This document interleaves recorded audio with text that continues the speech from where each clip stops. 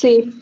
Sí, vamos. ¿Quién lo lee? Y vamos por parte. Entonces pueden participar varias personas en la resolución. ¿Quién va de primero? Les leo los nombres. No quiero que participen ya los que han participado porque lo que se quiere ver es que tengan todos sus puntos, si han resuelto los problemas, claro está. Si yo veo que no han resuelto algunos problemas, así se les baja puntos, de manera cualitativa, porque no lo voy a hacer cuantitativo porque luego caen en un fracaso. Adames Luis no ha participado.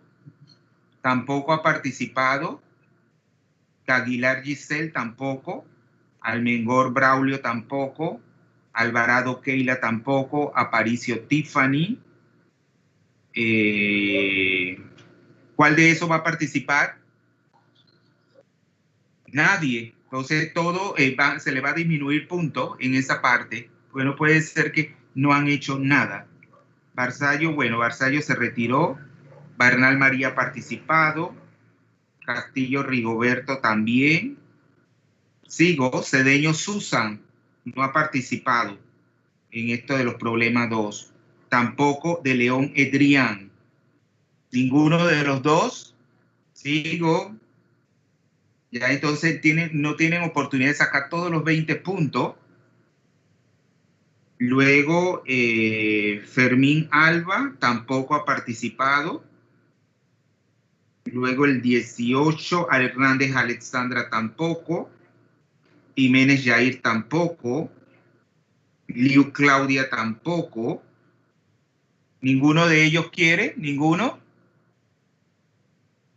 Yo, profe, yo voy a participar. ¿Quién? Liu. Sí. Sí, entonces Lea, vamos a solamente con participar en uno de los puntos es suficiente. Hacer el intento. Si no lo hace no correcto, tiene su punto, pero la cuestión es participar. Sí, lea el problema, por favor, y... El último, ¿verdad? Sí, el último, ya entonces habíamos quedado es con el 7.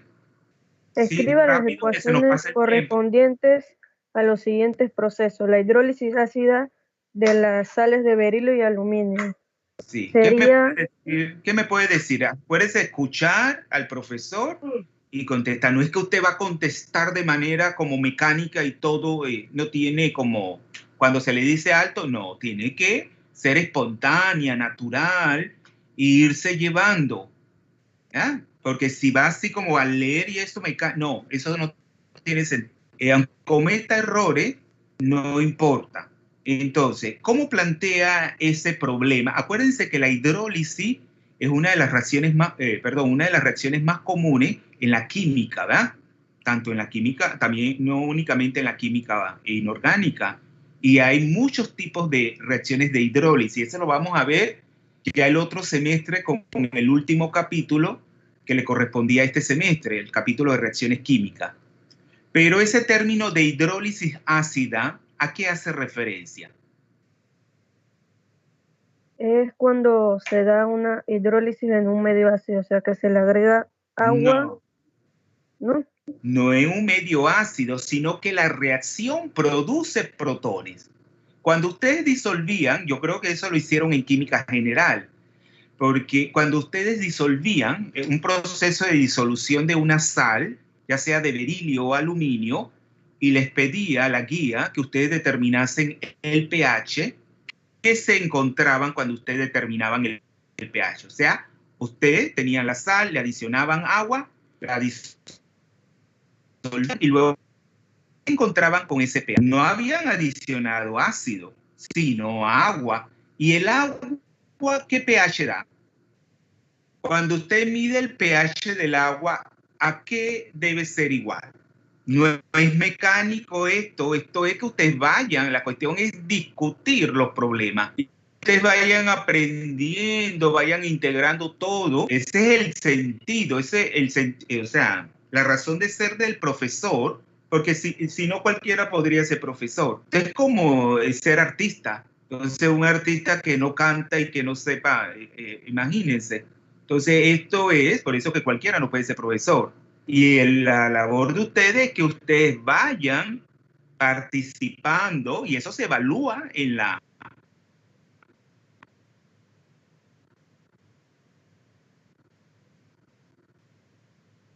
eh, eh, eh, entonces, esa es una de las preguntas de la evaluación. ¿El profesor motivó a la participación? Dicen que no. Y cuando eso es la constante de mi clase. Entonces, ustedes tienen que ser objetivos y decir las cosas objetivamente. No es que porque el profesor me cae mal o que ese profesor siempre anda ahí. No, no. Entonces, ustedes tienen que ser objetivos y de hacer las cosas como se deben hacer científicamente. Entonces, la misma reacción produce protones, ¿verdad? Pero si usted le mide el pH al agua, ¿qué pH del agua? ¿El agua sola? Sí, usted tiene el agua Sería y le mide el neutro, pH. alrededor de 7. Debería ser 7, ¿verdad? Porque, ¿qué es lo que determina el pH del agua? Es el Pues todo potencial de eso lo vamos hidrógeno. a retomar en el capítulo de reacciones químicas, cuando veamos las reacciones ácido-base, porque ahí vamos a ver el nivel, ¿verdad? El efecto nivelador, muchas cosas que ustedes tienen que manejar los equilibrios. ¿Qué determina que el agua tenga un pH ácido? Perdón, neutro.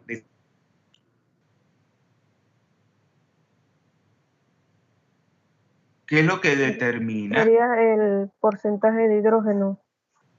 No. Acuérdense que en este caso, acuérdense que el agua es un electrolito débil. Es decir, él se ioniza en una pequeña cantidad. Es como si fuera un ácido débil, como una base o como un ácido. Entonces, claro que el producto iónico del agua, ¿eh? Su constante, la que se llama la K sub W, viene de water del inglés, ¿verdad?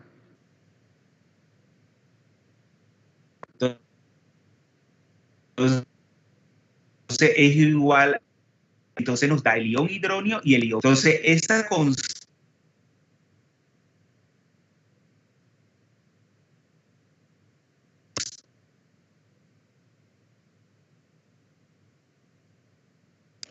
Profe, creo que se le está cortando la señal.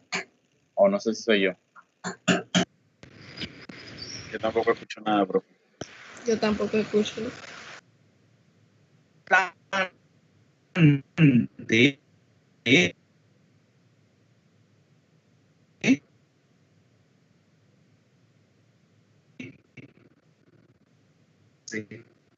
Yo no sé qué va a hacer la universidad, pero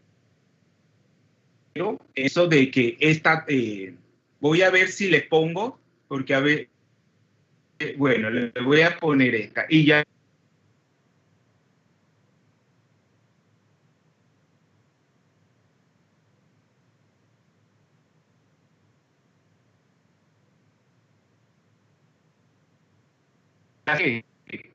Porque yo no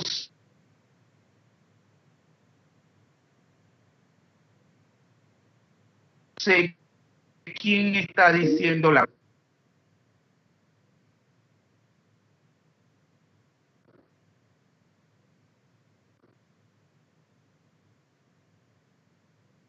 ¿Me escuchan ahora?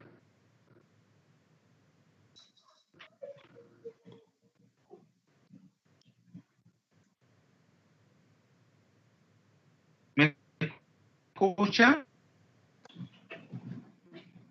Sí. Sí se escucha, profe, pero como que se congela. ¿Me escuchan, jóvenes?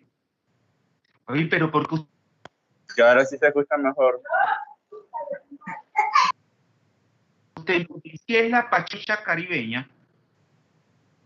Tienen que ser más rápidos. Cuando a alguien se le está preguntando, uno por educación tiene que responder. Entonces, no, mire, si no me escuchan entrecortado, no puedo hacer más nada porque yo no sé quién está diciendo la verdad. En la Universidad de Panamá dijeron las autoridades que ellos realizan Microsoft Teams porque eso no consumía data y eso es una gran mentira porque esto consume y bastante data. ya yo no puedo hacer nada porque ya toda la data de mi teléfono yo la gasté. Yo la gasté con esto de las clases del otro curso. Ya no me queda porque ayer di 3 horas, 90%. Entonces, no podemos hacer nada. Vamos si escuchan entrecortado, diapositivas no son, sino unas imágenes donde están los problemas resueltos para irnos ayudando. Entonces, seguíamos con la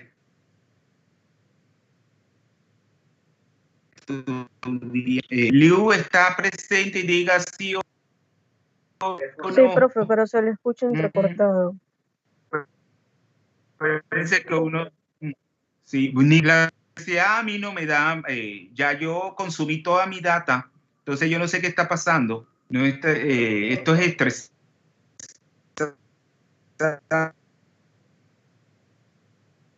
porque tengo mi data y toda la he consumido. Entonces son ustedes los que no les consume, pero a mí sí. La contradicción. Entonces, al profesor, estoy gastando de mi bolsillo esto. Entonces, estábamos con, si escuchan entrecortado no puedo hacer nada.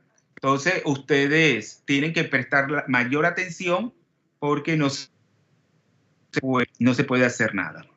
Entonces, estábamos con el equilibrio iónico del agua. Acuérdense que en los equilibrios no entran las especies moleculares, porque básicamente la concentración del agua en forma molecular permanece constante en todo ese proceso. Por lo tanto, eso está dentro de lo que es el valor de la constante, en este caso de autoionización, y esa constante ¿a qué es igual?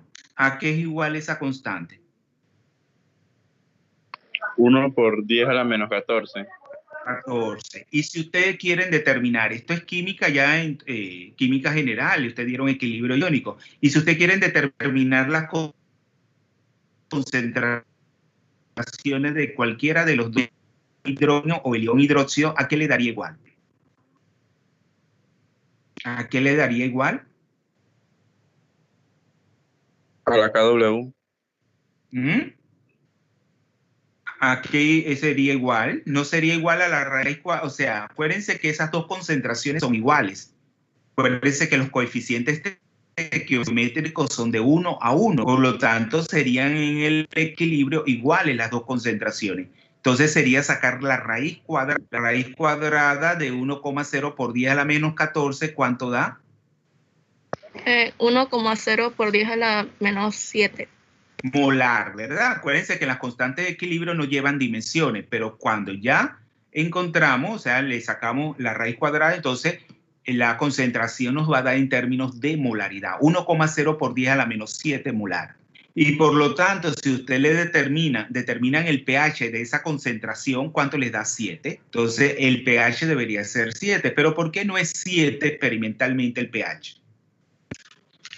Liu, porque no es experimentalmente así. La teoría nos dice que el pH debería ser 7, pero cuando yo lo mido experimentalmente ese pH no es 7. Entonces, ¿a qué se debe esa diferencia? Puede ser a las condiciones que afectan el experimento. ¿Cómo? Las condiciones que afectan. ¿Y en qué condición estamos haciendo ese experimento que afecta el pH?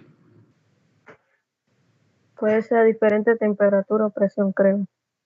No, sino que se hace en un sistema abierto, ¿no es así? Y acuérdense que en la atmósfera, ¿qué hay? Acuérdense que en termodinámica, cuando estudiaron eso, ya sea con la profesora Griselda, el profesor Aponte, el profesor Sebastián o el profesor Segundo, ¿cuántos tipos de sistema termodinámicamente hay? Sistemas abiertos, sistemas cerrados. Tienen que ir aplicando todo lo que han aprendido, porque en esa medida serán personas más integrales, más holísticas. Entonces, eso les ayuda a ser mejores profesionales. No es que yo lo quiera estar hostigando en el sentido de que participen, que vayan diciendo. Ya les dije que ser profesor no es fácil. Si ustedes quieren ser profesor, tienen que estudiar mucho, tienen que tomar las cosas en serio. Pero ¿qué es lo que pasa aquí en Panamá? La profesión del profesorado se ha desvirtuado mucho. Todo el mundo quiere ser profesor para ganar un salario, para que sean estables económicamente. Pero ¿quién se preocupa por quién tiene la vocación en realidad? ¿Quiénes se preparan de manera, vamos a decir, adecuada para dar? Son muy pocos. Por eso que esta profesión está desvirtuada en todos los niveles, en la educación media, en la primaria, a todos los niveles. Entonces, claro, en este caso que se está haciendo el experimento, tenemos abiertamente en un sistema abierto, ¿qué es lo que está influyendo allí para que ese pH del agua sea menor a 7? ¿Qué es lo que está influenciando? ¿Mm? Las condiciones ambientales. El dióxido de carbono, ¿qué es lo que abunda en la atmósfera de la respiración celular? ¿Qué nosotros exhalamos? Dióxido de carbono, ¿verdad? Acuérdense el calentamiento que es un excedente, ¿verdad? De concentración y muchos otros procesos, pero es un producto de la respiración celular. Entonces, claro, las plantas lo utilizan en el proceso de fotosíntesis, pero las mismas plantas también realizan la respiración. Entonces, claro, el dióxido de carbono, cuando el agua lo absorbe, es un gas. Entonces,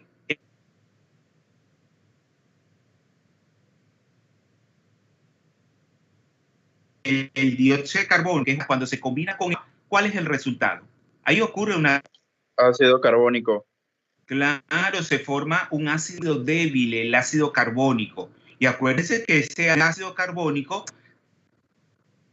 también, o sea, da iones hidrogenoides. Ya él da iones hidrogenoides de acuerdo a un equilibrio iónico. Él tiene una constante de acidez. Entonces, de acuerdo a ese valor, él va a dar una concentración que no es muy alta. ¿Cuánto es más o menos, ustedes creen? Si esa muy débil y la concentración de iones hidrogenoides que da en disolución acuosa es muy baja. ¿Cuánto ustedes creen que sería el pH?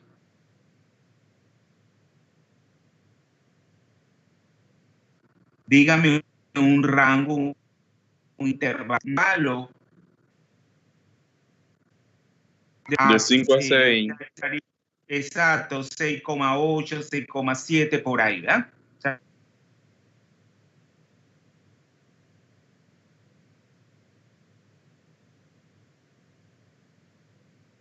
O sea, dependiendo de la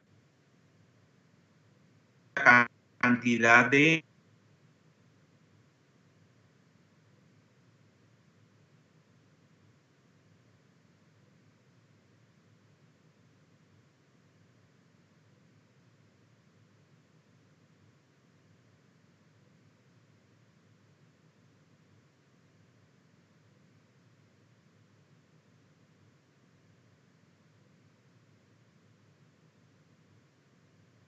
Yo no escucho Sí. nada.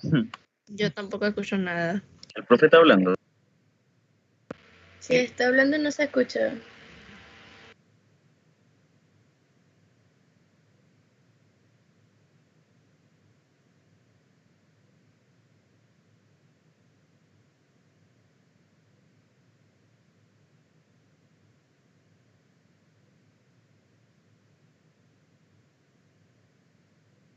eh,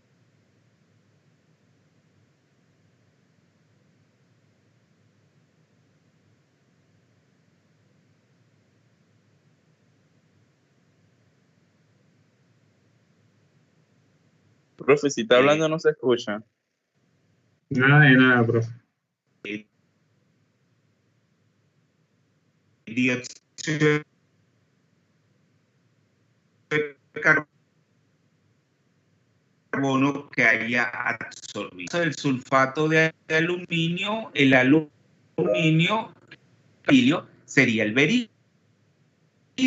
Entonces vamos a ver, ya yo no sé qué voy a hacer, esto es estresante, Dios mío, vamos a ponerle Yani, sí, porque si no, no vamos a terminar nunca.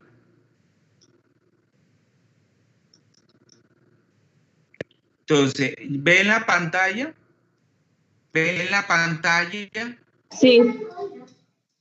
Ustedes lo que pasa es que no quieren contestar ni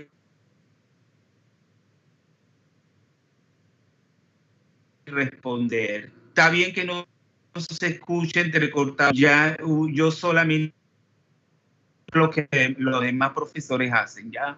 Entonces tenemos la hidrólisis ácida de las sales de berilio y aluminio, ¿eh?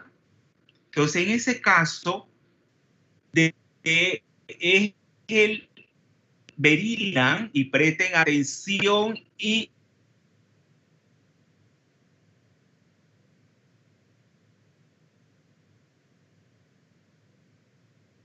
escuchen. Ya yo no de electrones no compartir.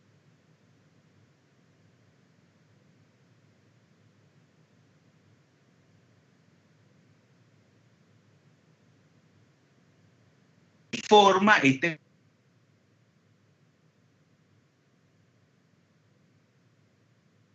compuesto de coordinación. El tetra, ellos quieren el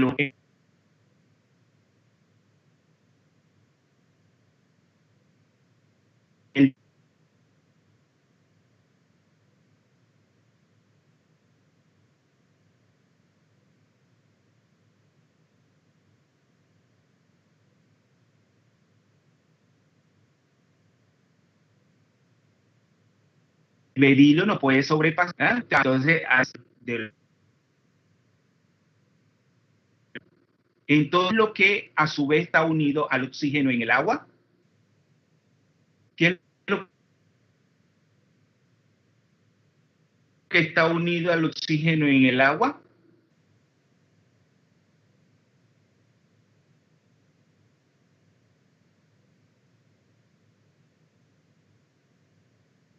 La sal de berilio.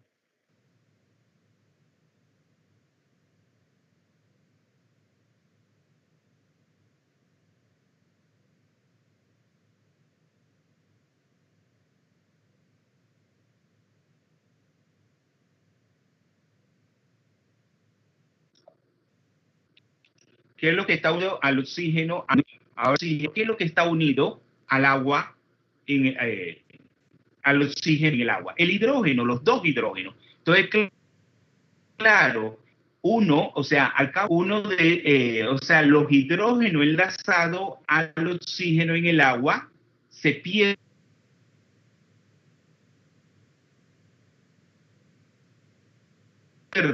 en fotos y, por ejemplo, ya claro, sucesivamente. Claro, eso tiene cada uno una etapa de ionización.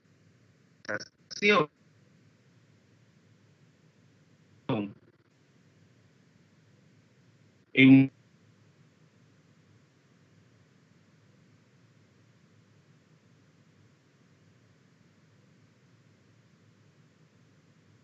un primer paso se disocia un protón, pero como porque en el caso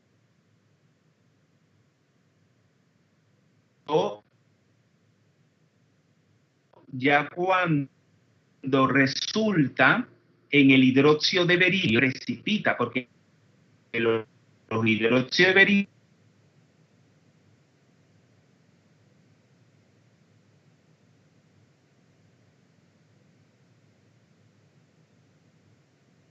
berilio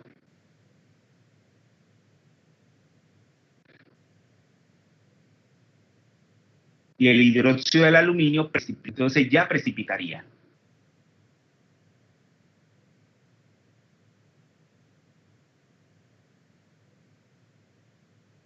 Entonces solamente puede dar dos protones. Ya con el siguiente, el aluminio, ¿cuántos iones hidróxidos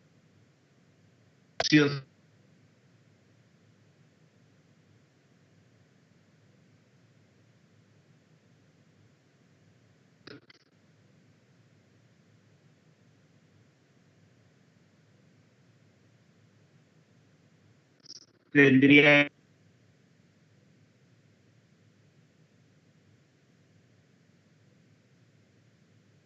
que para que precipite como hidróxido de aluminio?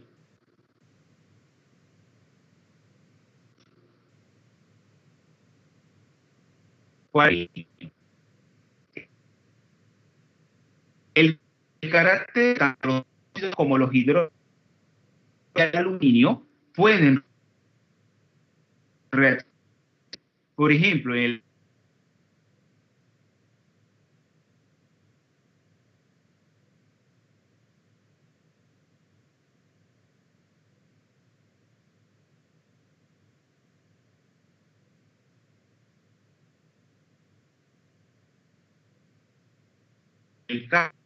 caso, pueden visualizar muchas veces solamente la reacción iónica.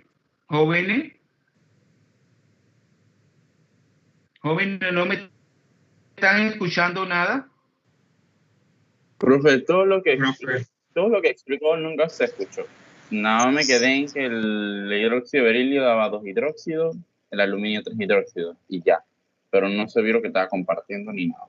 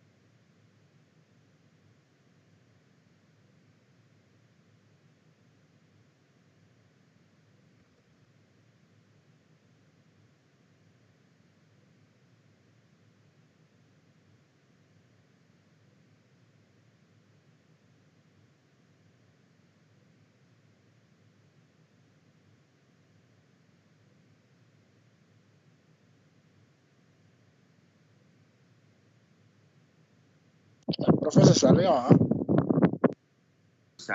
Yo soy una persona que no me gusta tanto hablar por celular ni nada de eso. Yo uso lo mínimo, pero te ofrecen algo y luego cuando tú vas a ver la data se te va en un 2x3.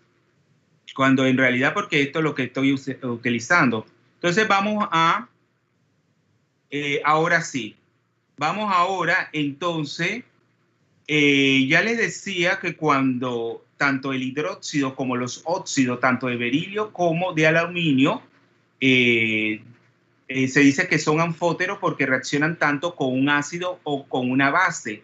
Entonces, en este sentido, nosotros podemos dar ecuaciones moleculares, en donde todas las especies están en forma molecular, pero algunas las podemos decomponer en iones. Entonces, muchas veces las ecuaciones se escriben de manera simplificada, escribiendo aquellas que existen en forma iónica, ¿verdad?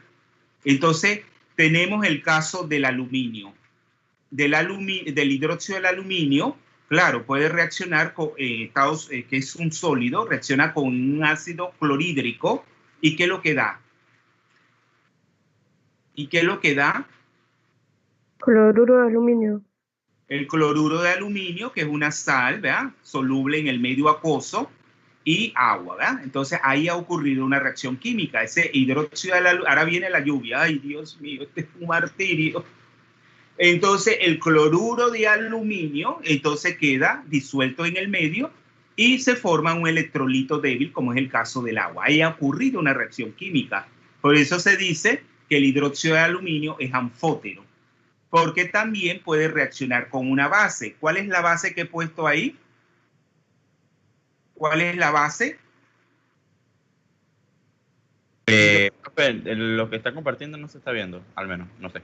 Oye. Ah, verdad, porque no he puesto compartir, espérense. De verdad que ya yo estoy negro de todo.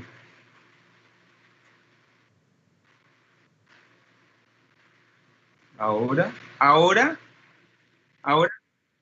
sí. Sí se ve. En el caso de que sea una base, siga explicando ahora Liu para ver.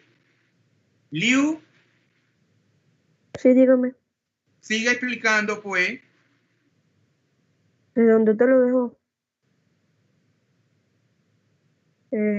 Entonces, el hidróxido de aluminio, cuando reacciona con una base, que puede ser el hidróxido de sodio, ¿qué es lo que se forma? ¿Por qué se solubiliza? Porque ahí nos damos cuenta de que hay reacción, porque eso que es un sólido, un precipitado, ya sea el hidróxido de aluminio o el hidróxido de berilio, entonces se solubiliza. Entonces, en ese caso, ¿qué especie se forma? En ese caso, ¿qué especie se forma?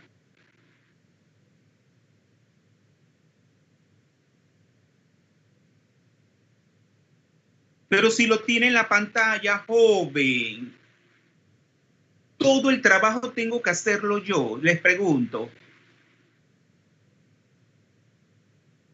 Si ahí está en la pantalla, ustedes cuando hacen los problemas lo hacen mecánicamente, lo copian de un libro. Así es que ustedes hacen las tareas, la investigación. Eso no tiene sentido. Ustedes tienen que preguntarse por qué eso es así, ir investigando, hacerse todo un conocimiento. Porque por eso que luego fracasan. Porque yo no entiendo si usted tiene ahí en la pantalla lo que se forma, porque ustedes no lo pueden decir.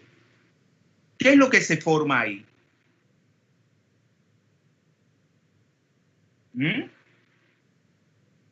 ¿Qué es lo que se forma? Eso sería un anión, ¿verdad? Sería un anión, o sea, que se forma el tetra. Eso lo tenían que investigar. Eso porque eso era una práctica de problema. Entonces eso lo tenían que investigar, que eso está en la red, en la internet está eso explicado. Pero ustedes no sé qué esperan de la vida, que todo lo haga el profesor. Yo en 2 horas no puedo hacer todo.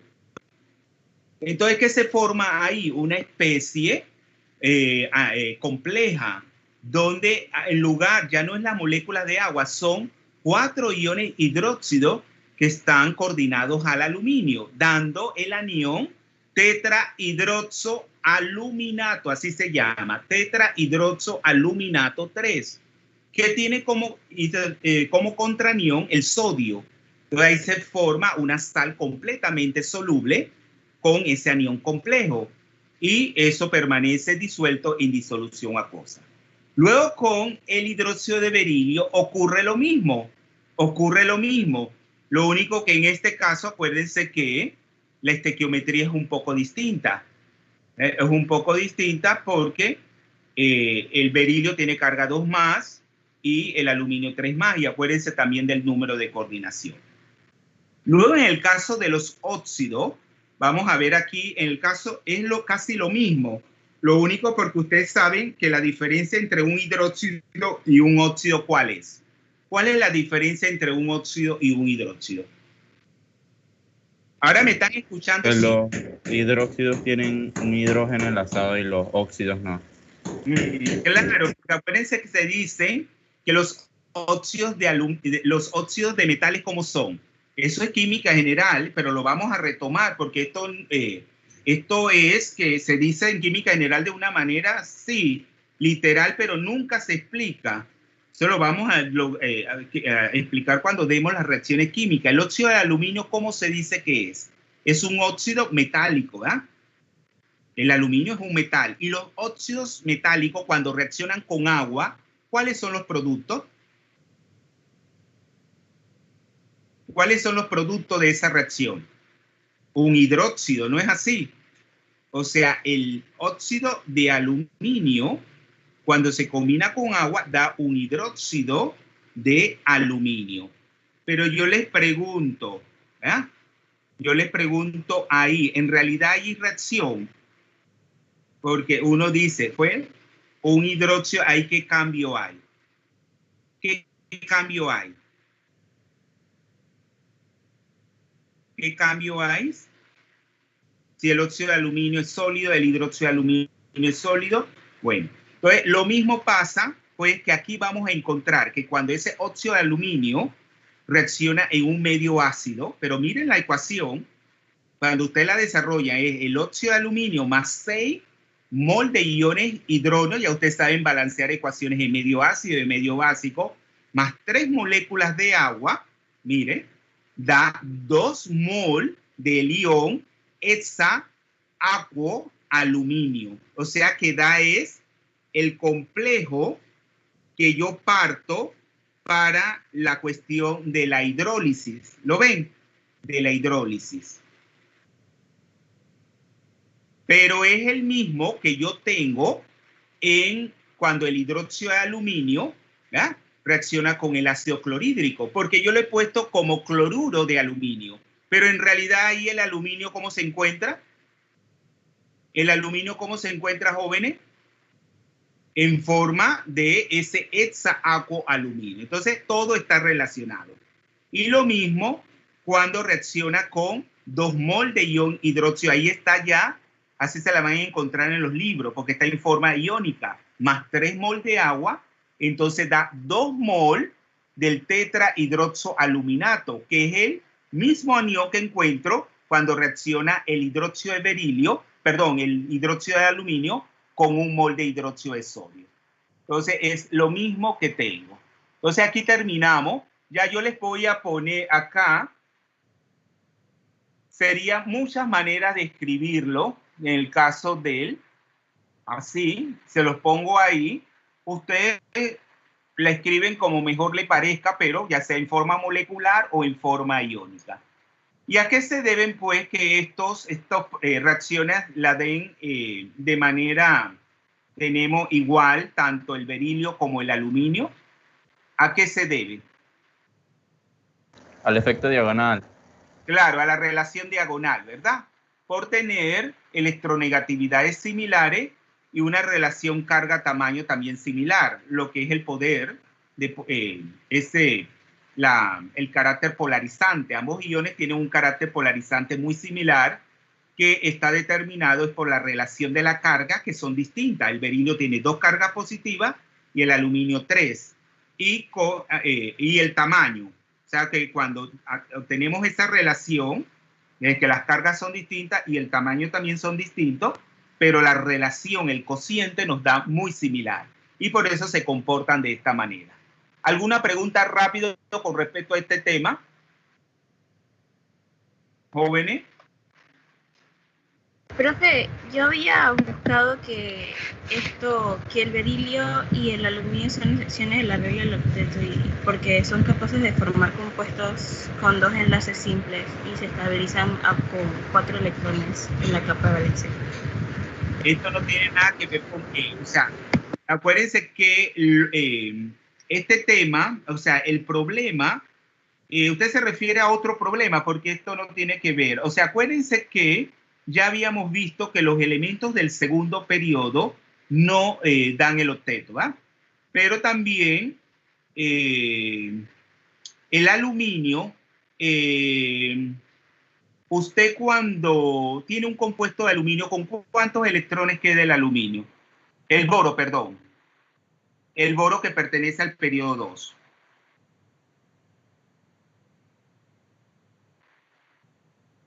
Le pregunto, por ejemplo, si usted tiene el trifluoruro de boro, ¿verdad? Es un compuesto molecular. ¿Él cumple la regla del octeto? Porque el boro pertenece al segundo periodo. Pero el aluminio, yo le pregunto, ¿pertenece al periodo segundo? Que es el que da eso de no cumplir con el octeto. No. Pero el berilio sí, ¿verdad? El berilio también tiene, por así decirlo, no cumple, y la química de él no tiende a formar compuestos tridimensionales, sino más bien en forma de cadenas. Y eso es para satisfacer lo que son los 8 electrones, porque él también, al igual que el boro, no llega a tener 8 electrones. Entonces, de manera estructural, él lo llega, cumple formando cadenas con puentes. Entonces, de esa manera, eso lo vamos a ver más adelante, porque el boro, ¿verdad? Los compuestos de boro en forma de, por ejemplo, el borano, el diborano, entonces son compuestos que, o sea, deficientes en electrones. Y esa deficiencia en electrones lo hace tener enlaces de 3 centros, 2 electrones. Entonces, un enlace no el común de dos centros y 2 electrones, sino que 3 centros están compartiendo 2 electrones. Eso lo vamos a ver más adelante. ¿Alguna otra pregunta?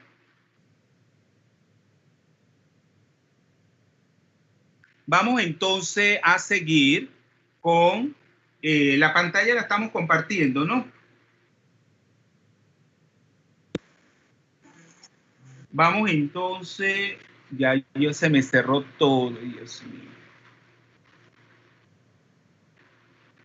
Vamos al problema 3.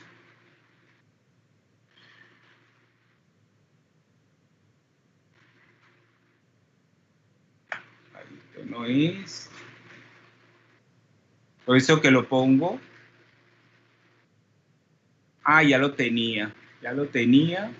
Lo que pasa es que ahora cerré. Tengo ese problemas. Aquí está. Entonces vamos a los problemas del capítulo 3. ¿Qué me pueden decir de ese problema número 1? ¿Qué me pueden decir de ese problema número 1? Dios mío, nada. Profe, es que yo no sé si uno puede participar, si ya participamos, entonces no sé si se refiere a los que no han participado. Porque los otros no van a tener ningún punto. Yo no voy a regalar puntos a gente que no hace nada. Esto no es regalar puntos. Participe y usted se vaya con todos sus puntos. Es Guevara, ¿no? Sí, participe porque aquí se pasa el tiempo. 17. Participe, Guevara. Ok, bueno, ¿compartimos compartir mi pantalla o no? Sí, comparta la pantalla. Voy. Déjelos ahí en su mundo. Ya yo no puedo hacer nada. Déjelo en su mundo, pero luego que no me echen la culpa del fracaso.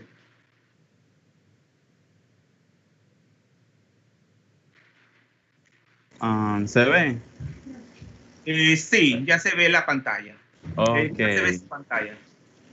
Ajá, esta era una gráfica de energía de ionización. Entonces yo había empezado con un pequeño disclaimer de que la energía de ionización era la energía mínima que se requiere para arrancar un electrón de la capa más externa de un átomo.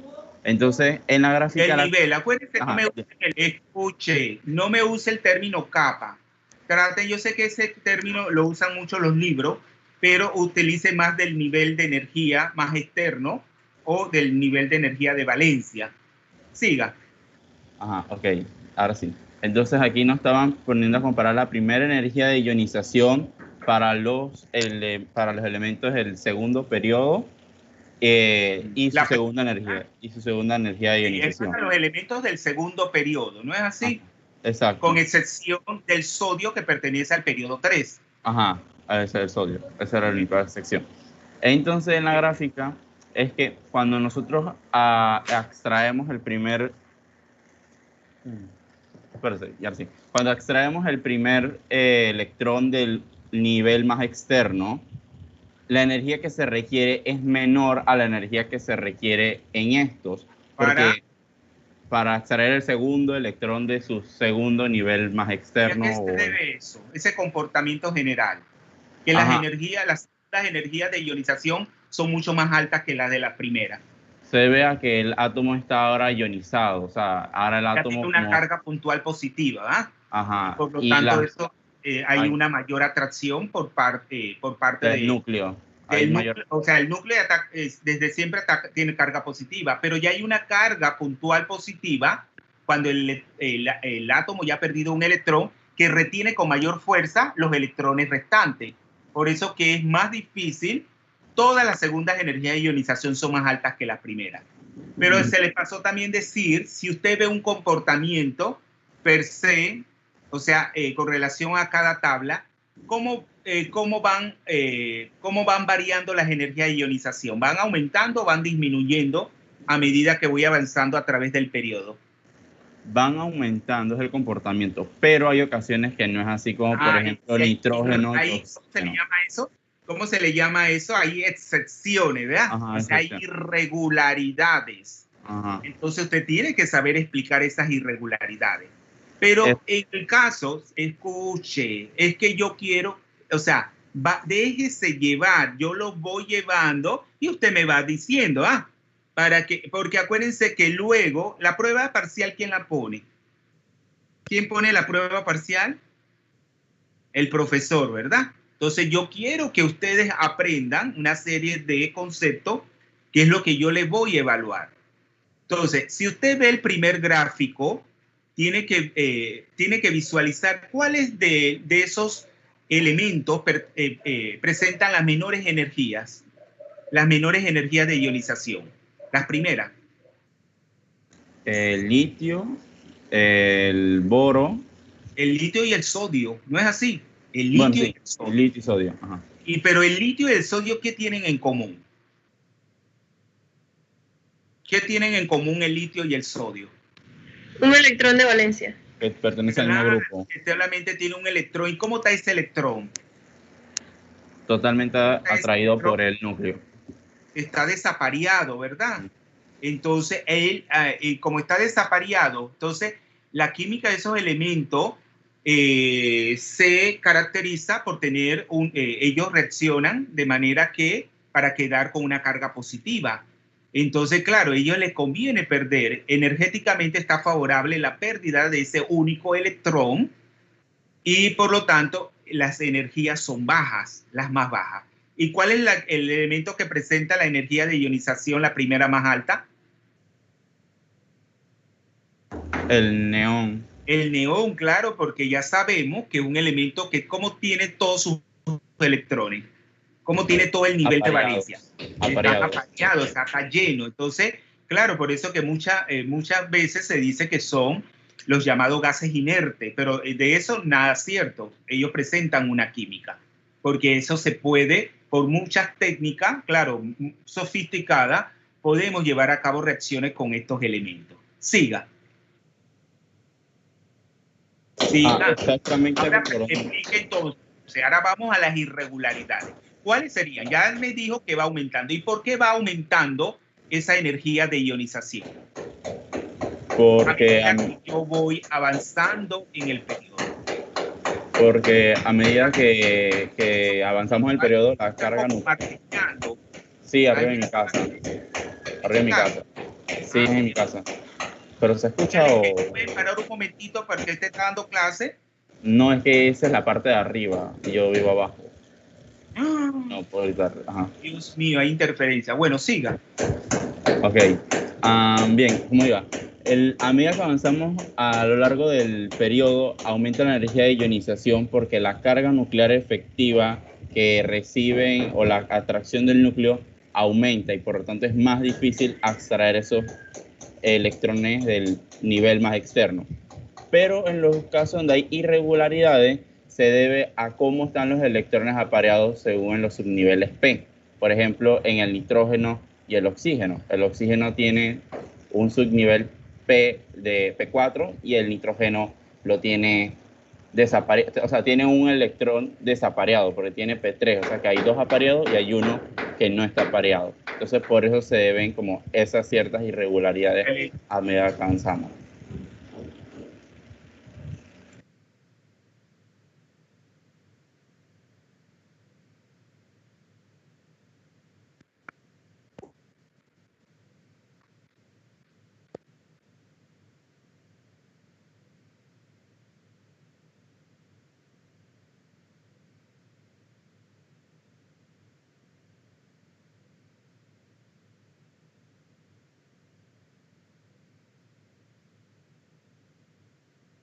Es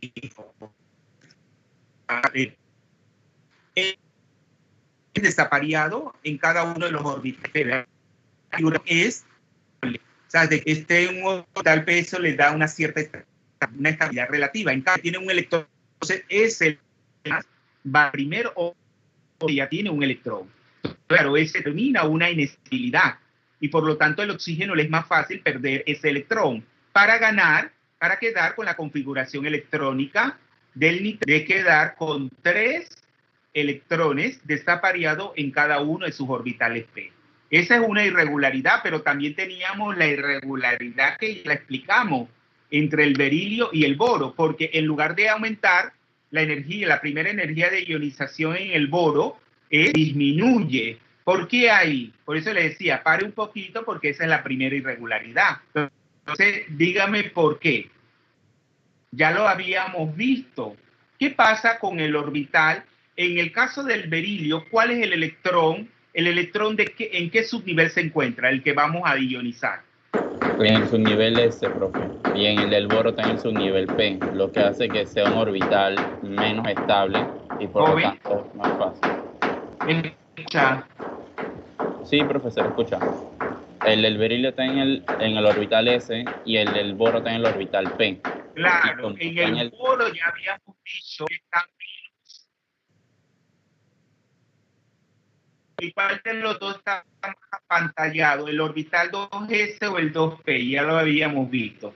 ¿Cuál está más apantallado? Por el orbital 1S. ¿Cuál de los dos está más apantallado? Por el orbital, los dos electrones, un orbital 1S. ¿El del 2S o el 2P? ¿Cuál está más apantallado? El P. El 2P, ¿verdad? Y por lo tanto siente una menor carga nuclear y por lo tanto es más fácil extraer el electrón del átomo de boro. Vamos entonces a la segunda. Baje un poquito el...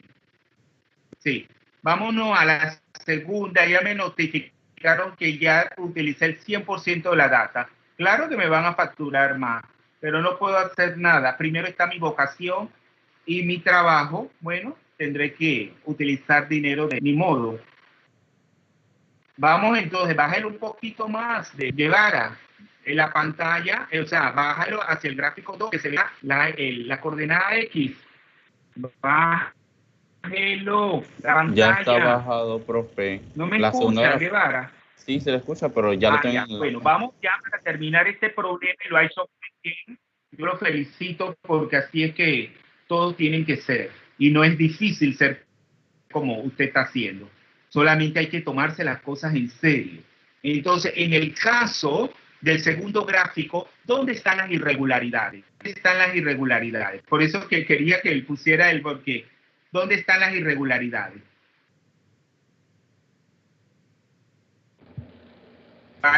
La primera oro al carbono, ¿verdad? Y del oxígeno al flúor. ¿Por qué eso? Porque ahora se desplaza una posición hacia la derecha. En una posición a la derecha la irregularidad. Ahora va del boro al carbono y luego entre el oxígeno y el flúor. ¿A qué se debe eso? Porque están involucrados los mismos electrones. Porque ahora ese segundo electrón que se está ionizando involucra los mismos electrones donde se veían las irregularidades del primer gráfico. ¿Lo ven?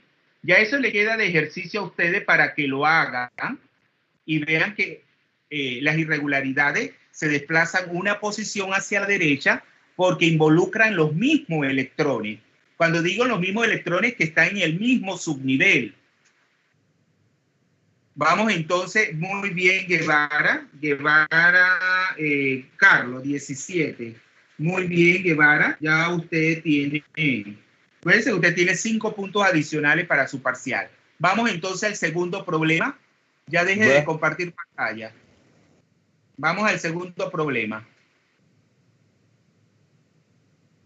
El segundo problema, vamos entonces...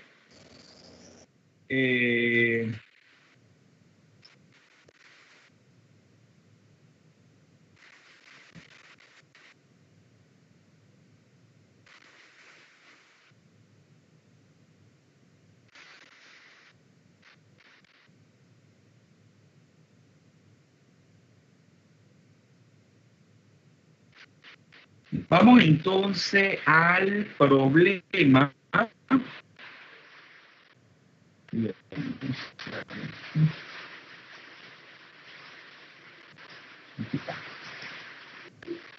Vamos entonces al problema 2. ¿Quién lo lee? ¿Quién lee el problema 2?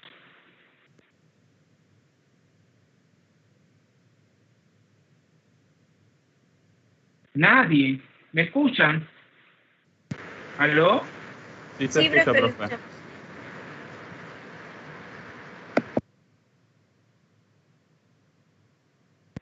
¿Me escuchan?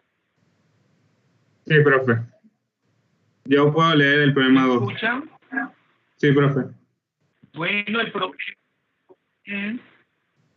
Ya que nadie va a ¿Quién va participar, al problema? yo puedo responder el problema 2. No le ya no te importa si ha participado. Vaya rápido. Si no se da todo el capítulo 3 se da por terminado, ya esto ya no se puede dar. Porque ¿qué yo voy a hacer durante todo el semestre?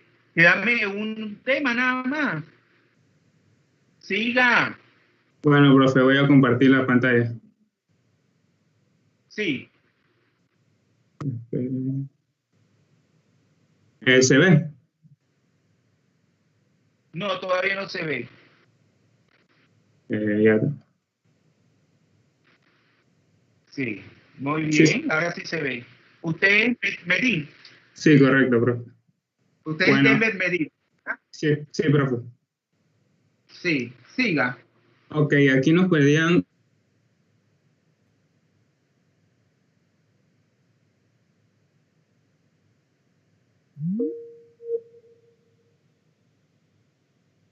aquí lo que me decía la regla de Slater es que si estaba en el mismo nivel, multiplicaba esa fracción por el número de electrones que había en ese subnivel.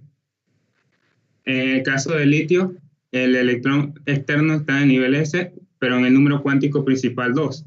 El nivel principal 2, pero esto no lo tomo en cuenta porque es el externo. Entonces tengo que ver los internos. Aquí hay dos que están en el mismo nivel, en el nivel 1. Y cuando están en el nivel 1 se multiplican por 0,85. O sea, la pantalla en un 0,85. Igual acá en el caso del berilio, tengo un electrón externo, por lo que tengo un electrón en el orbital nivel 2, que lo multiplicaría por 0,35, y tengo dos electrones en el orbital, en el nivel 1, que lo multiplicaría por la fracción de apantallamiento de 0,85. Y O bueno, sea que los dos a pantalla en 0,85, tanto el que está, tenemos, es que no, ahí sería, acuérdense que lo estamos visualizando, acuérdense cuánto, el número atómico del berilio es 4, ¿verdad? correcto. Entonces, claro, si nosotros no consideramos el último electrón, tenemos que considerar un electrón en el nivel S, en el subnivel S, pero en el nivel de energía 2. Y dos electrones en un subnivel S, pero también, pero en un nivel 1. Yo creo que ahí hay algo mal. Vamos Sí, me confundí. Debería multiplicar 2 por 0,35 y 1 por 0,85. Exacto. Ya. Sí. Es que no, yo no lo veía. Es 0,35. 0,35, 1 es el que está en el 2S, ¿verdad? Y los dos, sí, no, usted lo tiene bien. Y los dos que están en el 0,80 en el 1S, ¿verdad? Los dos que están en el 1S apantallan en 0,85. Muy bien, sí. Entonces, ¿qué es lo que observa cuando usted hace el gráfico? Ya para... Aquí tengo las gráficas que las hice. Grafiqué ambos. La naranja... En el mismo gráfico tenía que ser, más o menos, dan dos líneas, ¿verdad? O sea, la relación es lineal. Muy bien, mira que lo hice en Excel. Muy bien, excelente. Denver Medellín, 13, sí. Para que no digan que el 13 da mala suerte. Bien, hoy estamos a 13. Sí, siga, porque usted tiene la buena estrella, pero lo ha ganado con el estudio. Entonces no es vivir del cuento. Entonces, ¿qué observa? ¿Qué observa en esa gráfica? Además del comportamiento lineal de ambas, Lo que estoy investigando es que como estuve viendo que son similares, lo único que varía es la pendiente, porque esta es más grande. ¿Dónde se observan las cargas nucleares más grandes, efectivas? Las cargas nucleares efectivas más grandes en la asunción de que los electrones internos es igual a la constante de considerar las reglas de Slater, entonces nos está diciendo cómo se apantallan el 2S con respecto al 2P, porque dice que ese segundo periodo va a ser el 2S y el 2P. Miren que en el caso del litio, y vemos que en el caso del litio, ve que el que está arriba es el de la presunción de las reglas de Slater, ¿lo ves? Porque claro, ahí no involucra el P, sino solamente el 2S. Y luego casi es, claro, en un caso es 2 y en el otro 1,8, creo, 1,9. Yeah. Por eso que ven que los dos quedan ahí mismo, ¿verdad? Porque redondeando está casi ahí mismo. Y ya entonces con el resto es lo que queda debajo, las cargas nucleares, considerando, utilizando las reglas de Slater. Entonces eso nos está diciendo que, ¿cuál es la conclusión a la que usted puede llegar? Que ese gráfico con la línea contiene, utilizando las reglas de Slater, tiene menor pendiente. ¿Qué es lo que dice? Que es más preciso el cálculo con las reglas de Slater. No es que sea más, bueno, sí es más preciso por lo que se ajusta más a la realidad física, pero eso nos está diciendo que ahí hay un apantallamiento entre, o sea, que el 2S apantalla al 2P, o sea que hay un apantallamiento en conjunto entre los 2S y el 2P. Por lo tanto, eso hace que se sienta una menor carga nuclear. Pero además de ese, el apantallamiento que determinan entre sí el 2S y el 2P no es mucho. ¿En qué fracción es? Ya usted lo veía en los cálculos, 0,30 y 5. ¿Verdad? Entonces es muy mínimo, pero llega a pantallar. Entonces, teniendo en cuenta ese apantallamiento mutuo entre los dos orbitales, es por eso que usted encuentra valores más pequeños de la carga nuclear efectiva y por lo tanto la menor pendiente. Muy bien, Medín. Vamos al siguiente. ¿Alguien voluntario al siguiente? Yo, profe. Sí, ¿quién es yo? Marina. ¿Marina qué? Quiroz. Quiroz, muy bien. Marina, ponga su pantalla. Dice, ¿cuál de las siguientes especies tendrá la primera energía de ionización más grande? Entre Perdón, Medín, quite la pantalla para que su compañera, por favor. Ya la quité. No se quita. Ponga la suya, Marina, pues, para ver si es que... Sí, ya la puse. A ver. Profe, la que se ve es de Marina, no de Medín. Dice la de Marina, pero no es yo no veo la de Marina. Yo veo el gráfico de Denver. Ya yo la quité y estoy viendo la de Marina, profe. No sé. Y yo no. Déjame revisar. Bueno, profe, sigo. Dice, ¿cuál de las siguientes especies tendrá la primera energía de ionización más grande? A, litio o berilio. Yo coloqué que el berilio. ¿Por qué? Porque el berilio tiene la configuración electrónica 1s2, 2s2. Tiene... Los dos electrones están apareados, ¿verdad? Y por lo tanto ese desapareado involucra una mayor energía. Ajá, involucra mayor energía. Muy bien. ¿El siguiente? En la opción B, nitrógeno, oxígeno. Yo coloqué el nitrógeno porque entre el nitrógeno es más estable porque en la última capa, la 2P, la configuración electrónica es de 2s2, 2p3. Ese 2p3 involucra una subcapa, un subnivel P semilleno. tiene mayor estabilidad y por lo tanto mayor número de espines paralelos. Digo, mayor número de espines paralelos y por lo tanto mayor estabilidad, perdón. En la opción... Sí. ¿Y luego la siguiente? Sería la opción D. Entre el selenio y el ion selenio. Sí. Claro, el ion selenio porque tendrá mayor atracción coulombica del núcleo. Así que la energía de ionización ahí será mayor. Y en el caso de la opción E, la última, entre potasio y rubidio, yo puse que las energías de ionización deberían de ser similares porque se encuentran en el mismo grupo, tienen la misma configuración electrónica y las... No, acuérdense, ahí tiene un error, Marina, escuche. Acuérdense que estábamos trabajando con un periodo, pero ahora es un grupo. Ustedes van a hacer un ejercicio utilizando ya cálculos numéricos, donde ustedes van a ver que a lo largo de un grupo permanece constante prácticamente la carga nuclear efectiva. Pero ¿qué pasa? ¿Qué es lo que determina que la energía vaya aumentando a medida que yo me desplazo hacia abajo? Es el nivel de energía en el cual se encuentra el electrón.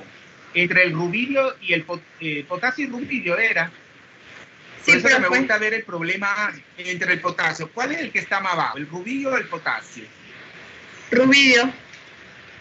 Y el rubidio tendría la energía de ionización más alta, porque ese único electrón está en un nivel de energía mayor, y ese nivel de energía es una medida de la distancia a la cual se encuentra ese último electrón del núcleo. Por lo tanto, entonces, costaría... la mayor es el potasio, todo lo contrario. Porque hay una relación inversa. No es, la energía mayor es el potasio. En el caso de que el nivel del potasio el rubidio es 5, está abajo, claro, eso va en el denominador. Acuérdense la expresión de energía. La energía, eso lo vamos a hacer matemáticamente hablando en un problema del capítulo 4, y van a ver entonces que se requiere más energía cuando más próximo al núcleo está el electrón. Entonces, ¿dónde está más próximo? ¿En el caso del potasio o en el caso del rubidio? En el potasio, profe. En el potasio, costaría más extraer el electrón. ¿Lo ven? Sí, el potasio costaría más. Por eso que los últimos elementos tienen mayor carácter metálico, porque ellos pueden perder más fácilmente el electrón. Muy bien, vamos al siguiente problema. El siguiente problema.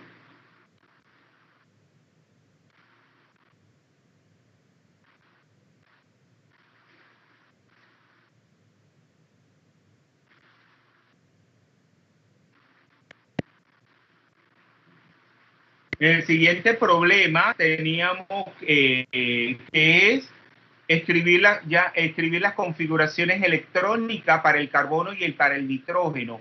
Brevemente explicar por qué las afinidades electrónicas de estos dos elementos no están en concordancia con la tendencia general esperada. ¿Qué ocurre? Acuérdense que ya cambiamos. ¿Me están escuchando? Sí, profe, sí, profe. Ya estamos cambiando, ya no es energía de ionización, sino afinidad electrónica, que es la energía asociada a la ganancia de electrones. Entonces, ya habíamos dicho que las afinidades electrónicas, la primera afinidad electrónica, por lo general, ¿qué son? ¿Son negativas o positivas? ¿Son negativas o positivas? Negativas. Son negativas. Pero en el caso, porque claro, porque ahí se da o sea, entre el carbono y el nitrógeno, porque ahora es que está ganando un electrón. Pero en el caso, mira, debería ser que cada vez que yo me desplazo en una posición hacia la derecha a lo largo de un periodo sea más fácil, o sea, sería el proceso más exotérmico.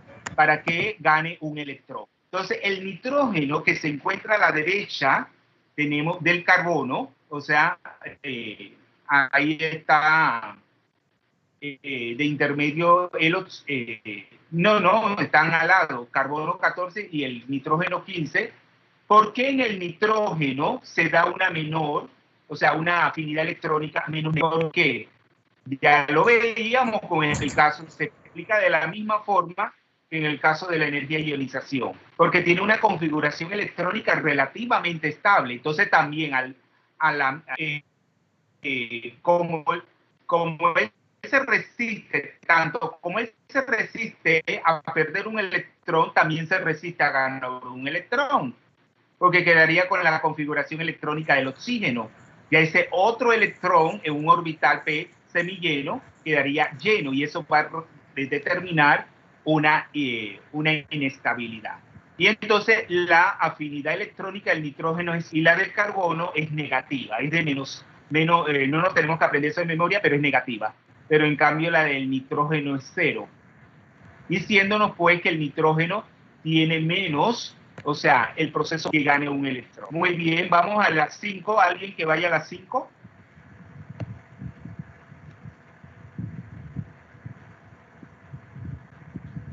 Ahí tenemos entonces el caso del grafito, que es una de las formas alotrópicas, ¿verdad?, del carbono. Y luego entonces nos dicen por qué no existe para el silicio un análogo. Acuérdense que aquí el carbono en su forma alotrópica grafito está en forma de capas hexagonales. Capas hexagonales donde tenemos un carbono sp2, donde se forma un enlace pi. Y ese enlace pi está deslocalizado en toda la estructura. ¿Ven? En forma paralela tenemos a las capas hexagonales. Por eso que el carbono en forma de grafito puede conducir la electricidad. Pero la pregunta aquí, ¿por qué no puede existir un análogo para el grafito, para el silicio? ¿Por qué el grafito sí puede? Profe, yo coloqué que el grafito, en el carbono, la hibridación es sp2. Pero ¿por qué? Parece que ya se sabe que es sp2, pero ¿por qué el carbono puede formar un enlace pi y el silicio no puede formar enlace pp? ¿Por qué no? Porque ya lo veíamos ya el caso de que para que se dé un enlace pi, haga silencio porque está hablando el profesor. No podemos esperar a las 1500 porque el tiempo pasa. Ya eso lo he dicho hasta el cansancio. Tenemos que trabajar. Ustedes en química orgánica trabajan con la lentitud que trabajan en inorgánica. Yo les pregunto, Dios mío. Entonces, el carbono, los orbitales P del carbono, acuérdense que el carbono presenta el principio de singularidad. Al ser un átomo de menor tamaño, sus orbitales también son más pequeños. Entonces, para formar el enlace pi, los orbitales P tienen que encontrarse en forma lateral. Entonces, es mucho mayor el traslapo, más efectivo, y por lo tanto, se forma el enlace pi. En cambio, en el silicio no. Los orbitales P son más grandes, más difusos, y ese traslapo es más difícil. Por lo tanto, no tiende a formar este tipo de estructura, sino que los silicios, acuérdense que están enlazados de otra forma.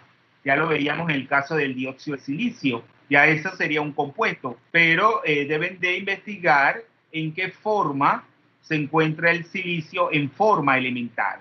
Ya ustedes saben que se va a encontrar formando enlaces sigma, lo más probable en forma de red. Vamos al 6.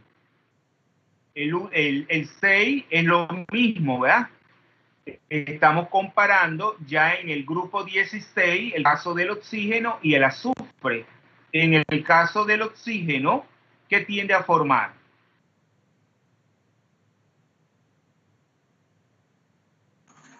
Profe, enlaces. Mañana no damos esto, mañana ya pasamos al capítulo 4. Ya mañana pasamos, ya esto es lo que... Ya pasamos al capítulo 4. No nos podemos quedar, ya la otra semana es el parcial. Estamos en la misma situación de lo que teníamos en el grupo 14 con el carbono y el silicio, ahora lo vamos a tener en el grupo 16. Escuchen y expliquen. ¿Qué es lo? Y eso ya lo dimos en la clase. ¿Qué es lo que tienen que decir? ¿Qué tienen que decir con respecto a esto? ¿Por qué el oxígeno existe en forma de moléculas discretas donde existe un doble enlace entre los átomos de oxígeno? O sea, se forma un enlace sigma y un enlace pi. En cambio, en el azufre no. Todos los enlaces que se forman son enlaces sigma, ya sea en forma de cadena o en forma de estructuras de anillos. ¿Por qué eso es así?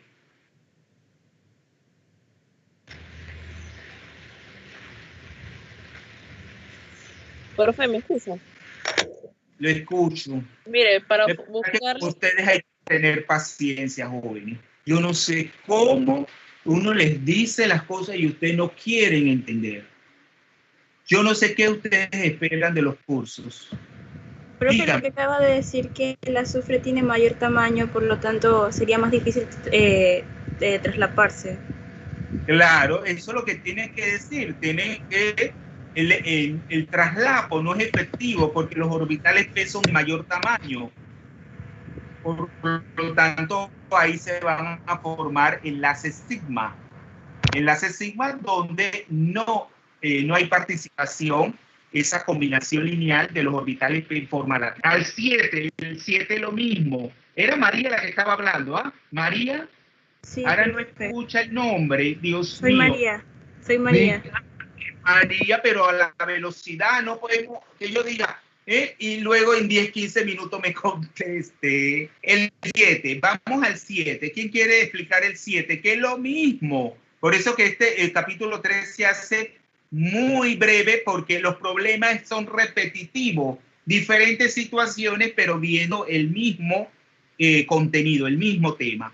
El 7, ¿quién lo explica? Ahí tenemos entonces el nitrógeno y el fósforo. Dios mío. Profe. Ya yo he pagado todos mis pecados.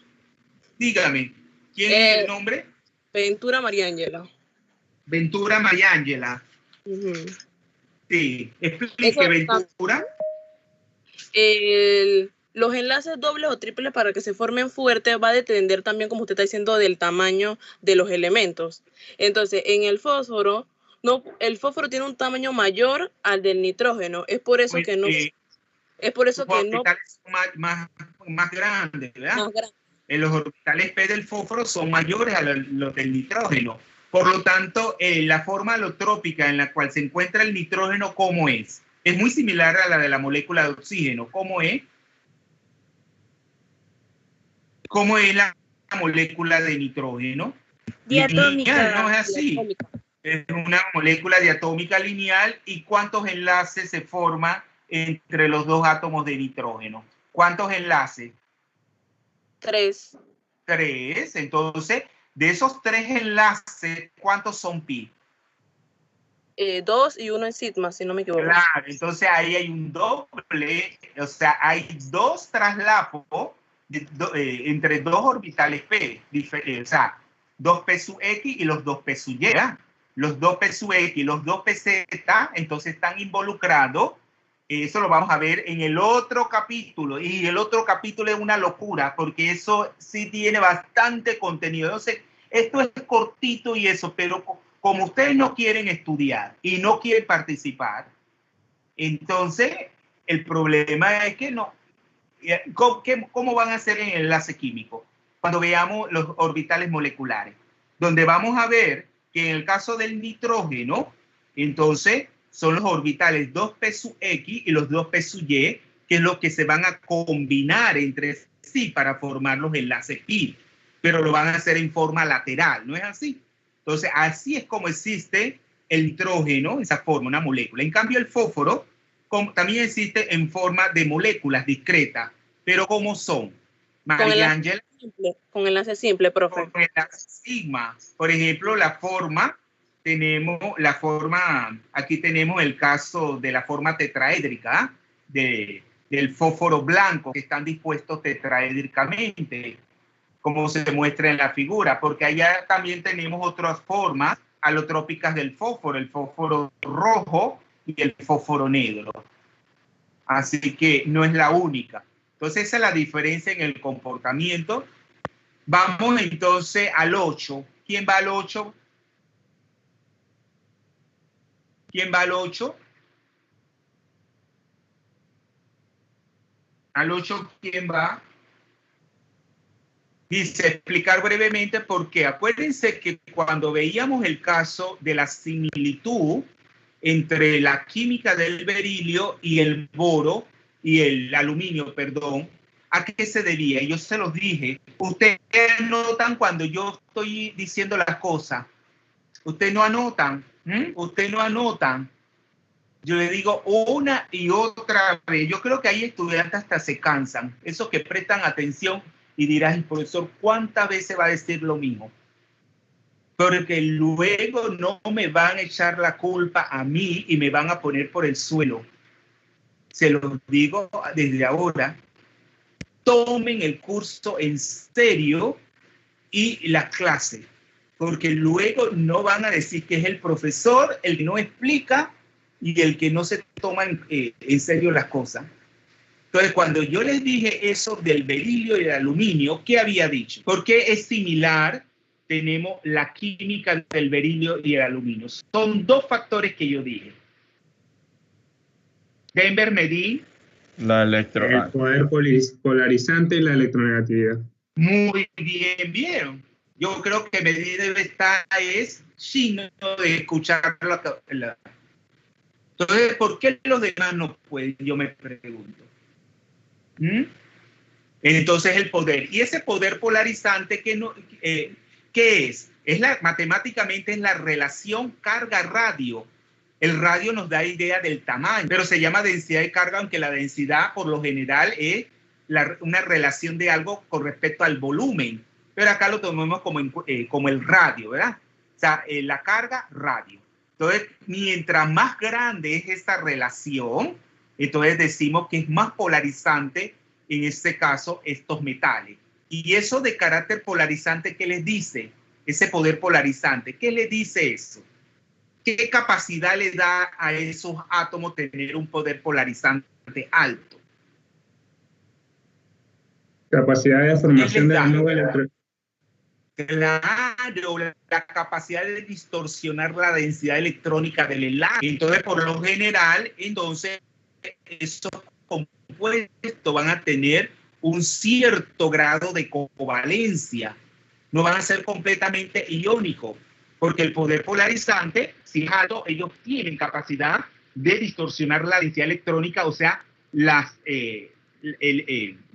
densidades electrónicas de cada ion no están separadas en el espacio, sino que hay una cierta invasión, en este caso, de la densidad electrónica del anión por parte del catión, y eso hace que haya una cierta covalencia. Entonces, ¿cuáles son las unidades de la densidad de carga? ¿Cuáles ustedes creen? ¿La carga en qué unidad se da? Coulombios. En coulombio. Entonces sería coulombio sobre metros, porque el radio lo damos sobre, si es el sistema internacional, sobre metro, pero como son parpelas, en realidad se da en submúltiplos del metro. ¿Cuáles son esos submúltiplos del metro? ¿Cuáles son esos submúltiplos del metro? El picómetro o el angstrom o el nanómetro. Entonces, claro, las unidades serían coulombio sobre picómetro, o coulombio sobre angstrom, o coulombio sobre nanómetro. Muy bien, vamos al siguiente. El nitrógeno forma tricloruro de nitrógeno, pero el fósforo, el arsénico y el antimonio forman ambos, los tricloruros y los pentacloruros. ¿A qué se debe esta situación? Profe, porque el arsenio, el fósforo y el antimonio tienen orbitales D. En cambio, exacto. ¿Quién habló? Ventura ¿Quién María habló? Ángela. Ventura. Sí. Ventura María Ángela. Ventura, ¿sí o no? ¿Por qué no me escuchan? Ventura. Sí, lo escucho. Pero ¿por qué no dice sí? Porque yo a veces no. Entonces es la misma que dijo en antes, ¿ah? Sí. Sí, profesor.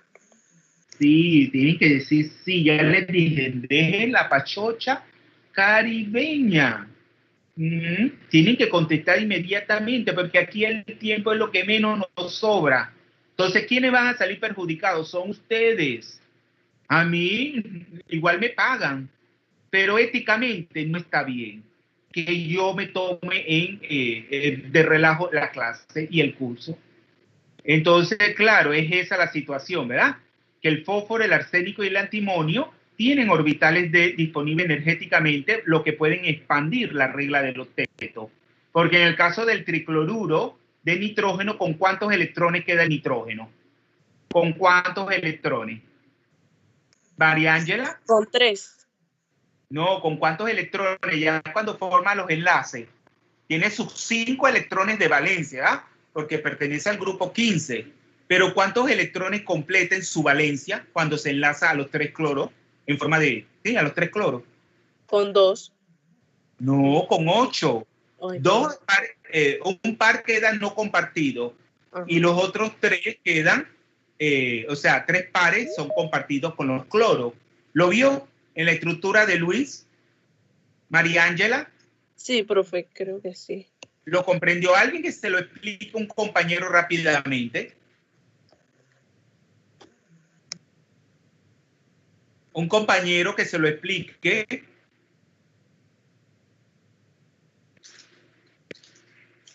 Guevara, explíqueselo. Guevara. ¿Podría repetir la pregunta bien, profe? Sí, yo le preguntaba a ella que en este caso, bueno, el nitrógeno pertenece al grupo, al periodo 2, y los otros pertenecen a periodos mayores. Ahí se da el principio de singularidad. En el caso del tricloruro de nitrógeno, ¿con cuántos electrones queda el nitrógeno cuando forman los 3 enlaces con los cloros? Con un par desapareado, con 2 electrones, pues. ¿Y los otros? El otro está enlazado.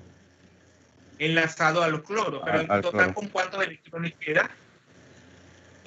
¿Con cuántos electrones queda el cloro o el nitrógeno? El nitrógeno, acuérdense, siempre Con lo 2. vemos con respecto al átomo central. Con el 2. nitrógeno con 2. 8. Y los que están enlazantes. Entonces, claro, el nitrógeno cumple ahí el octeto, ¿lo ves? Con los 3 cloros, con cada cloro forma un enlace. Entonces, entre el cloro y el nitrógeno, ¿cuántos electrones hay? Ninguno. Ya lo vio. ¿Por qué cuesta tanto la inorgánica? Yo me quisiera saber. Si esto es una continuidad de la química general. Entonces, en el caso de los pentacloruros, ya ahí entonces quedan con 10 electrones.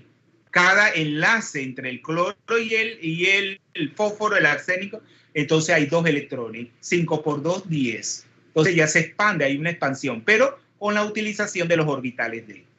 Vamos a ver ahora el 10. A diferencia del fósforo, el arsénico y el antimonio, el bismuto no forma un pentacloruro.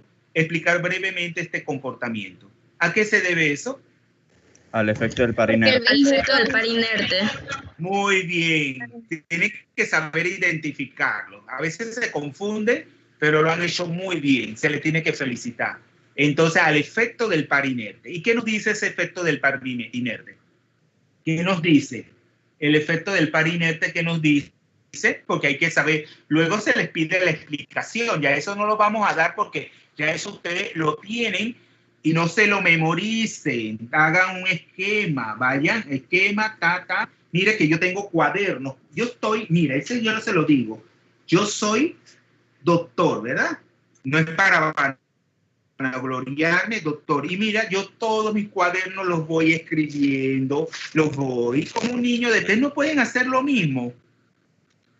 Porque si no, no hay aprendizaje. Lo que no se hace, ustedes no lo aprenden. Entonces uno tiene que escribir. Vayan, escriban el concepto, pongan todo lo que abarca y vayan relacionando lógicamente, ustedes van a ver que ustedes van a sacar 100 en el parcial. Porque como se lo ponga el profesor, cualquier ítem, ya sea de verdadero o falso, desea de coger la mejor respuesta, escoger la respuesta correcta, un pareo, un apareamiento, ustedes, o un desarrollo, o resolver un problema, ustedes lo van a hacer. Entonces, ese efecto del par inerte, ¿en qué consiste? Porque para que el bismuto forma un pentacloruro, en realidad, claro, eso no es un compuesto, si visualizamos así, es un compuesto iónico, porque tiene que perder no 3 electrones, sino 5, ¿verdad? 5 electrones. Pero esos 2 electrones restantes que tiene que perder para quedar como un pentacloruro, ¿dónde están? ¿Dónde están? En el nivel más interno. No, está, Son perdón. parte del S. Acuérdense que ese efecto del par inerte se simboliza como ns al cuadrado. Lo dan los elementos pertenecientes, los elementos del bloque P pertenecientes al periodo 5 y 6. Entonces involucra 2 electrones en un subnivel S. Pero ¿qué pasa con esos 2 electrones en el subnivel S? Que serían, claro, más internos, como usted dijo. Pero lo que yo quería aquí que me dijera, entonces, ¿qué pasa? ¿Cómo están? Más apantallados, ¿no es así? Pero ¿por qué están más apantallados? ¿Por qué están más apantallados que lo que se perdieron en los P? ¿Por qué están más apantallados? Porque están más atraídos por el núcleo y básicamente son estables y no son tan reactivos como los más externos. Porque claro, aquí acuérdense que antes de esos elementos existen los elementos de transición. Elementos de transición y de transición interna donde se han ido llenando los subniveles D y F. Acuérdense que estos son elementos que tienen muchos electrones. Entonces, claro, estos electrones en estos subniveles, sobre todo lo del F, no determina un efecto de apantallamiento tan pronunciado como se esperaría. Por lo tanto, las cargas nucleares serían mayores, porque ese apantallamiento sería menor. Entonces, la carga nuclear es mayor y, por lo tanto, los electrones, eso en el subnivel S, están más retenidos. Requieren de mayor energía para poderse perder. Muy bien. Vamos al 6. Bueno, ese ya usted lo sabe, el níquel no. Vamos al 12. El oxígeno forma el compuesto OF2, pero el azufre, el selenio y el teluro forman los hexafluoruros. Explicar esta situación. ¿Cómo lo explica? Ahí, ¿cuál sería la explicación del 12?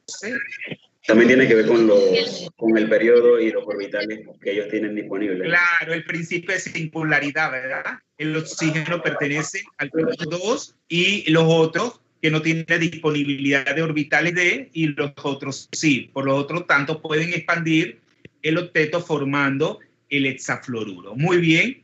Y en el 13, ¿cuál es la explicación para ya ir terminando? ¿Cuál es la, por eso que la química entre el talio y el boro, o sea, el boro y el aluminio presentan una química en común, ¿verdad? En cuanto a la formación de esos haluros, pero ya el talio no, ¿verdad? El talio no, con respecto a los genuros o los óxidos, ¿verdad? El ion óxido. ¿Por qué es esta diferencia? No, es el efecto del par inerte. El efecto del par inerte. Acuérdense que el talio pertenece al periodo 6. Acuérdense que está por delante del bismuto, pero en el grupo 13. O sea, está en el mismo periodo 6, pero en el grupo 13. En cambio, el bismuto el grupo 15. Es el mismo, lo mismo del efecto del par inerte. Ahí sí no acertaron. Vamos, el otro, ya tienen que explicar ese principio que ya explicamos, y el 15. Vamos al 15, ya para terminar. El 15, ¿qué me pueden decir del 15?